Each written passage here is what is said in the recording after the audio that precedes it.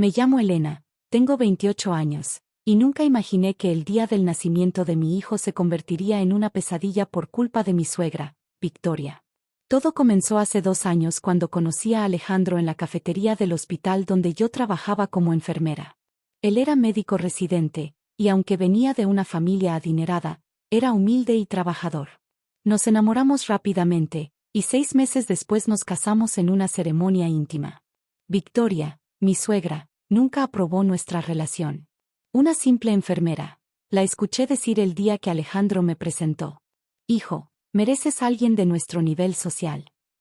Pero Alejandro me defendió. Mamá, Elena es brillante. Además, está estudiando administración hospitalaria. Lo que nadie sabía, ni siquiera Alejandro, era que yo tenía un secreto. Mi abuelo, a quien no veía desde niña debido a conflictos familiares, era Antonio Riveras, el dueño del grupo hospitalario más grande del país, incluyendo la clínica privada donde trabajábamos. Mi madre se había alejado de la familia cuando se casó con mi padre, un enfermero, contra los deseos del abuelo. Pero antes de morir, mi madre me confesó que el abuelo nos había estado buscando para reconciliarse. Tu abuelo ha cambiado, Elena, me dijo. Deberías darle una oportunidad. Comencé a visitar al abuelo en secreto. Se sorprendió al descubrir que trabajaba como enfermera en uno de sus hospitales. Igual que tu padre, sonrió. Ahora veo que me equivoqué al juzgarlo. Mi embarazo fue una sorpresa feliz. Alejandro estaba emocionado, pero Victoria, ella vio otra oportunidad para humillarme. ¿Quién sabe si el bebé es realmente de mi hijo? La escuché decir en una reunión familiar. Estas chicas de clase baja siempre buscan atrapar a hombres ricos.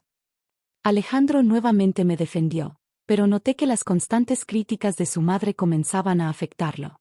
Empezó a trabajar más horas, a llegar tarde a casa, y a perderse mis citas prenatales. El día que entré en labor, estaba sola en casa. Alejandro estaba de guardia, y no contestaba su teléfono. Llamé a un taxi y me dirigí a la clínica. Para mi sorpresa, Victoria ya estaba allí. ¿Qué haces aquí?, pregunté entre contracciones. Alejandro me llamó, sonrió con malicia. Como su madre, debo asegurarme de que todo sea apropiado. Las siguientes horas fueron un infierno. Victoria interfería con todo, cuestionaba a cada enfermera, y hacía comentarios sobre mi falta de clase para estar en esa clínica privada. Deberías estar en un hospital público, murmuró. Este lugar es para gente de nuestra posición. Alejandro finalmente llegó, pero parecía distante, preocupado. Victoria no se separó de él. Después de 12 horas de labor, mi hijo nació. Pero cuando pensé que por fin tendría paz, Victoria dejó caer su bomba. He hablado con el director del hospital, anunció. Tu seguro básico de empleada no cubre una suite privada. Tendrás que trasladarte a la sala general o irte a otro hospital. Pero, soy la esposa de Alejandro, protesté débilmente, sosteniendo a mi bebé. ¡Ja! ¿Y eso qué? Mi hijo cometió un error al casarse contigo, pero no permitiré que arruines el prestigio de esta familia. Este hospital es solo para gente de clase. Me volví hacia Alejandro, esperando que me defendiera. Pero él solo miró al suelo. Lo siento, Elena, murmuró. Mamá tiene razón sobre el seguro. Victoria sonrió triunfante y llamó a seguridad. Por favor, escolten a esta persona a la salida. Mientras me sacaban en silla de ruedas, sosteniendo a mi bebé recién nacido, las lágrimas corrían por mis mejillas. Pero entonces mi teléfono sonó. Era el abogado de mi abuelo. Elena, lo siento mucho, pero tu abuelo falleció hace 1 hora. Pidió que se lea su testamento inmediatamente. ¿El testamento?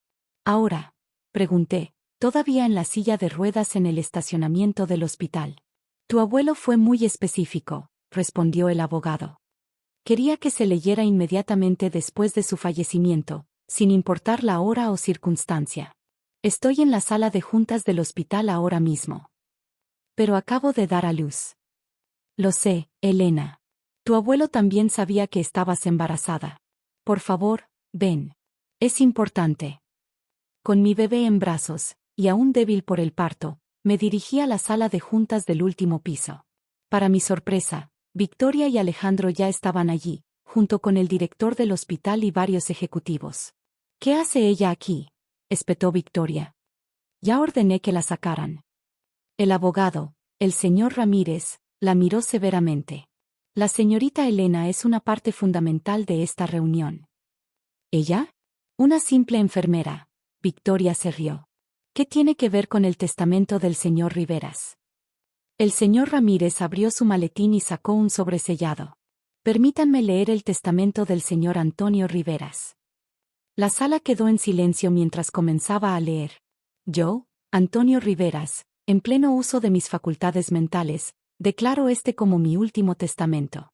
A mi nieta, Elena Riveras Martínez, le dejo la totalidad de mis acciones en el Grupo Hospitalario Riveras, que incluye 5 hospitales privados, incluyendo esta clínica.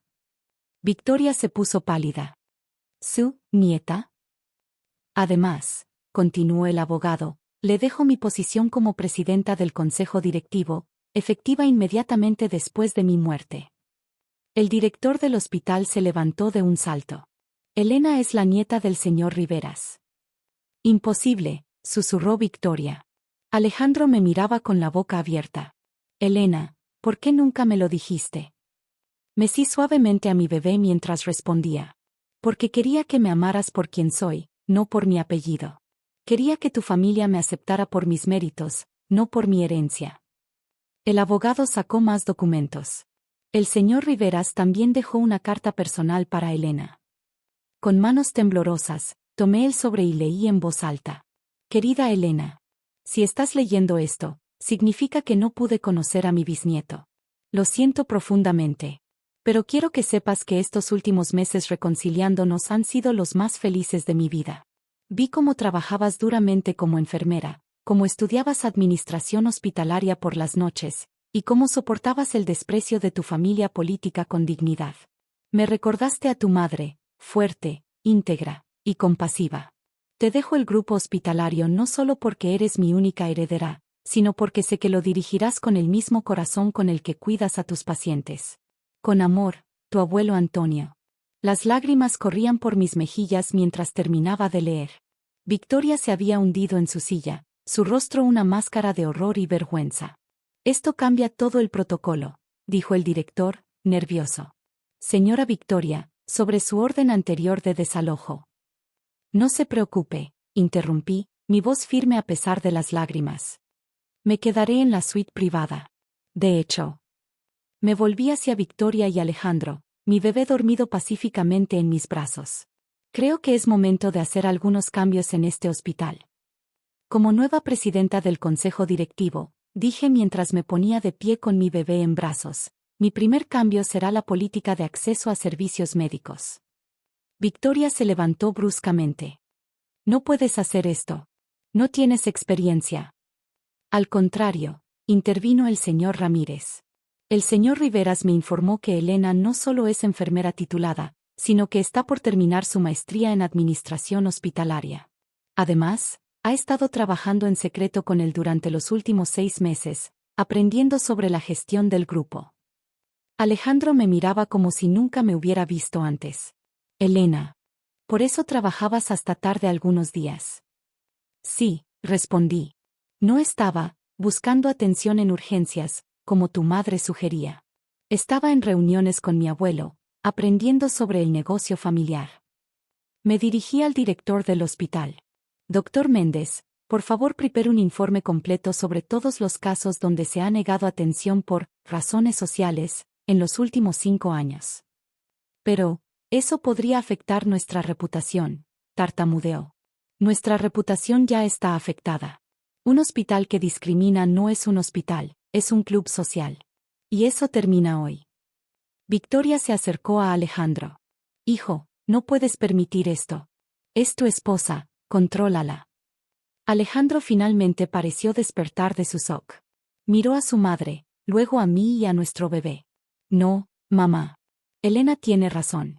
He sido un cobarde permitiendo tu comportamiento todos estos años. Discriminando pacientes, humillando al personal. Todo lo hice por ti, gritó Victoria. Para mantener nuestro estatus. ¿Estatus? Interrumpí. ¿Es eso más importante que salvar vidas? Mi padre era enfermero, igual que yo. Mi abuelo finalmente entendió que el valor de una persona no está en su cuenta bancaria, sino en su humanidad. Me acerqué a una ventana que daba al área de emergencias.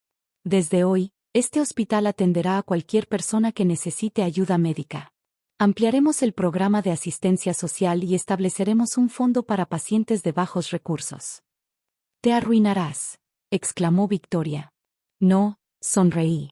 Nos haremos más fuertes.